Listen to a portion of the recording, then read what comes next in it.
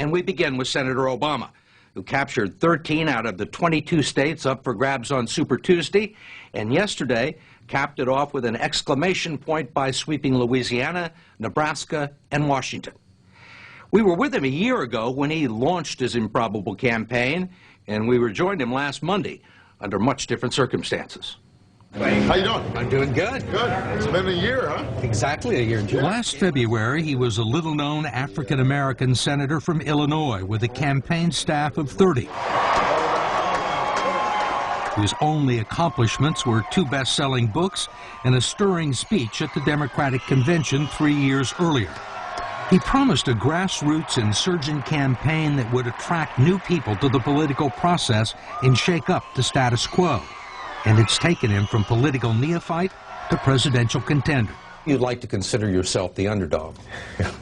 But by the time we're finished with the next round, it's possible, maybe even likely, that you'll have more delegates than Senator Clinton, that you will have won more states, and that you will have raised more money. So explain to me how you're an underdog.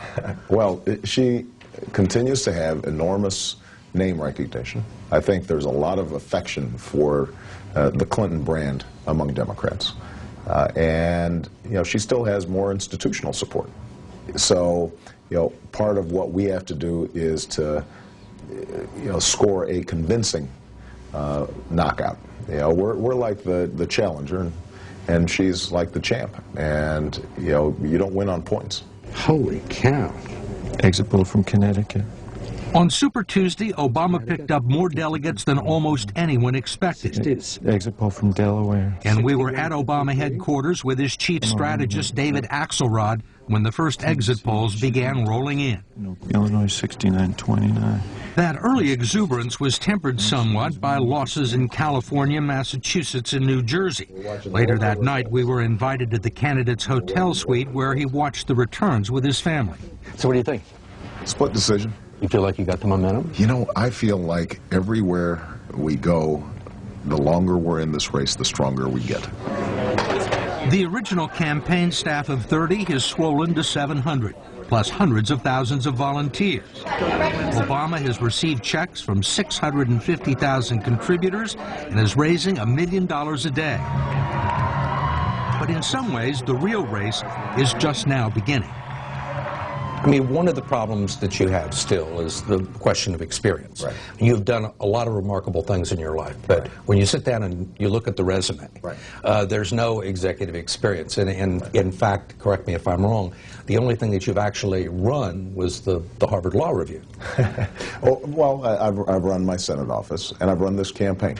You know, one of the interesting things about this experience argument is that it's often posed as just a function of longevity. You know, I've been here longer. Well, you know, there are a lot of companies that have been around longer than Google, but Google's performing. He's been helped by the media's lust for a good story and the electorate's hunger for change. What he lacks in executive experience, he's made up for with a grasp of the issues, an ability to read the public mood, and the gift of turning democratic boilerplate into political poetry. What began as a whisper in Springfield has swelled to a chorus of millions calling for change. It's a chorus that cannot be ignored, a chorus that cannot be deterred. This time can be different because this campaign for the presidency of the United States of America is different. When you say you want change, I mean, the subtext there seems to be change from the Bushes and the Clintons. Look, I think that there's a difference, obviously, between the Bushes and the Clintons. But I do think that Washington is comfortable with itself. And I think the Clintons are part of that status quo that has to change itself.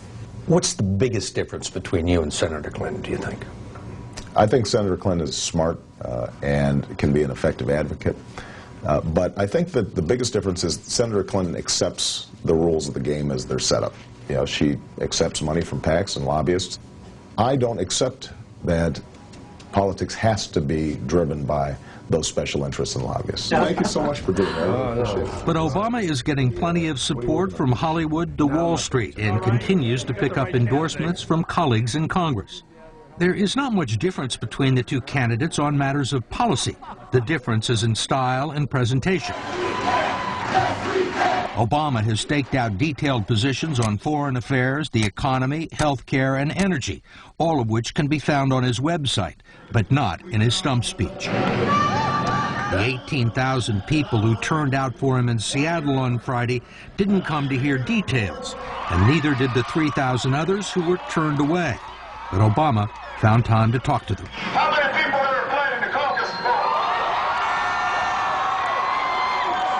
You talk about big ideas, often with a lack of specificity, and it's been one of the complaints about your campaign. Remember early on in the campaign, the complaint about me was that I was too professorial and that I would go through these town hall meetings and, go into great detail about this and that and the other,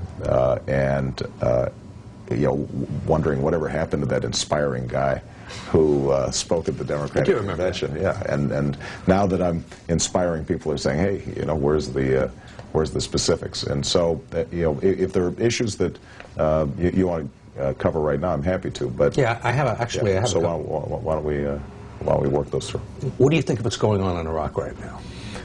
Well, I think on the positive side, we've seen a reduction in violence, and I don't think anybody can deny that. What we haven't seen is the kind of political conciliation or accommodation between the Sunni, the Shia, the Kurds that are required in order for Iraq to stabilize. But I completely reject the notion, most forcefully presented by John McCain, that we should commit ourselves to a 50-year or a 60-year occupation in order to assure stability in Iraq. I think that is a recipe for disaster. At a time when American casualties are down, at a time when the violence is down, particularly affecting the Iraqi population, is that the right time to try and set timetables for withdrawing all American troops? I mean, you've talked about the end of 2009. Yeah, absolutely. I think now is precisely the time. I think that it is very important for us to send a clear signal to the Iraqis that we are not going to be here permanently, we're not going to set up permanent bases, that they are going to have to resolve their differences and get their country functioning. Well, regardless of the situation, even if there's serious sectarian violence? No, I always reserve, as Commander-in-Chief, the right to assess the situation. It has cost us over $500 billion so far. When the final tab is tallied, it may have cost us as much as $2 trillion. For that amount of money, we could have rebuilt every bridge, every road, every school, every hospital. We could have put in place all the homeland security that was needed. We could have made America more safe, put people back to work, send our kids to college. You have made the case that you have the best chance to defeat John McCain or a Republican. Right. Now, why do you feel that way? There are a lot of people out there who say, I'm trying to figure out who to vote for, McCain or Obama. There aren't that many who are saying, I'm trying to figure out who to vote for, Clinton or McCain. And you believe that Senator Clinton would galvanize the Republican base against her? That's not my belief. I think the polls consistently show that. I mean, she's got problems with independents, and she's got problems with even moderate Republicans. Now, Republicans are going to come after me, and I think the argument that she often makes is, oh, the guy's untested, he hasn't been in the ballot. You can't stand up to it. He won't be able to stand up to this withering scrutiny. And one of the things I try to point out is, going up against the Clinton machine is no cakewalk. Right? They're pretty serious about winning as well. There's no doubt that there will be attempts on the part of the Republican Party to demonize me in a general election. But it's a lot harder to pull off. I don't start off with 47% of the country thinking they're not going to vote for me. Mm-hmm. There's been nastiness already. Mm-hmm. There probably going to be more nastiness. Mm-hmm. Is there a point at which you go to the closet and pull out Clinton skeletons? No. No. No? No. We don't play that. Yeah. I mean, one of the rules that I laid down very early in this campaign was that we will be fierce competitors, but we will have some ground rules. And one of the ground rules for me is that we battle on policy differences, and that if we draw a contrast between Senator Clinton and myself, then it is based on fact. That we're not going to fabricate things. We're not going to try to distort or twist her positions. Not only is it offensive to me personally, but I think it's bad politics for me. That's not who I am. That's not what my supporters are looking for. I assume this is a gift for me? To some people, he can come across as being cocky and a bit aloof. Others see it as confidence. Look at those ears. We got to keep this one. As a first-term senator with no national campaign experience, some pundits assumed he would fall flat on his face. But through 12 long months of mind-numbing, muscle-aching, adrenaline-fueled monotony and exhaustion, there has been barely a misstep. Are you the same person you were a year ago? I don't think I've gotten too screwed up through the process. It turns out that even under this kind of stress, I've got a pretty even temperament. I don't get too high. I don't get too low. I see you in the morning. You look, I know you're getting 3-4 hours sleep. You know, I've held it pretty good, but I've been religious about getting my exercise. You know, so I've been working out every morning, and that helps. Played some basketball? Played a little basketball. We realized that we had played basketball before Iowa and before South Carolina. We didn't play basketball before New Hampshire and Nevada, and so now we've made a clear rule that on Election Day I have to play basketball. Did you play basketball on Super Tuesday? Absolutely. But superstitions won't stop scrutiny, and so far his record has received far less of it than Senator Clinton's, in part because there is less of a record to scrutinize. The Obama camp expects that is about to change, but he has already come much farther than anyone expected.